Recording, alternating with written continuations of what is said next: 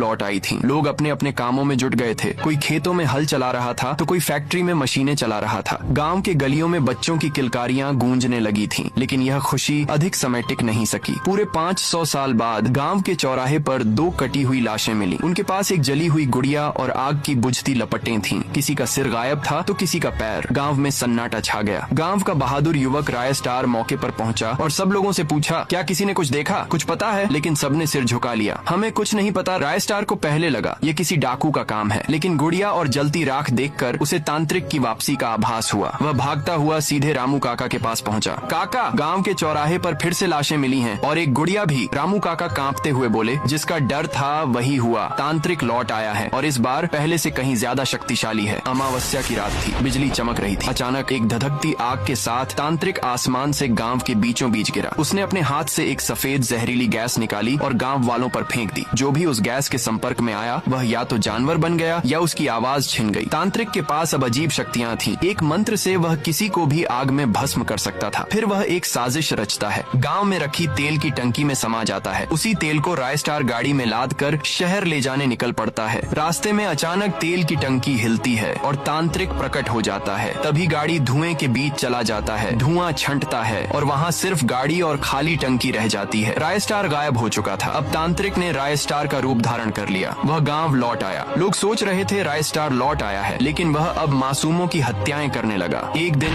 गांव के चौराहे पर भीषण धमाका हुआ। कई लोग मारे गए। अब गांव वाले राय स्टार को ही दोषी मानने लगे, लेकिन असली राय स्टार एक अंधेरे तहखाने में कैद था। एक दिन एक व्यक्ति पास से गुजर रहा था। तभी उसे एक आवाज सुनाई दी, कृपया मेरी मदद करो। उसने पिंजरे को खोला और वहाँ असली राय स्टार था। सच सामने आया। राय स्टार गांव लौटा। गांव बर्बादी की कगार पर था। चारों तरफ लाशें, चीख पुकार और तबाही। लोगों ने उसे घेर लिया। क्यों मारे गांव वालों को? राय स्टार ने सब बताया। जिस दिन मैं तेल लेकर शहर जा रहा था उसी दिन तांत्रिक ने मुझे कैद कर लिया और मेरा रूप धारण कर लिया। वो जो यहाँ खून कर रहा है वो मैं नहीं हूँ। अब सब कुछ स्पष्ट था। गांव एक हुआ। एक योजना बनी। गांव की लड़की मधु को चुड़ैल रूहानी का भूत बनाकर चौराहे पर खड़ा किया गया। रामू काका ने राय स्टार को जादुई बंदूक दी। इससे तांत्रिक को मारा जा सकता है। अमावस्या की रात तांत्रिक फिर आया। जैसे ही उसने रूहानी पर मंत्र पढ़ना शुरू किया, राय स्टार ने गोली चला दी। तांत्रिक की चीखें आसमान में गूंज उठी। देखते ही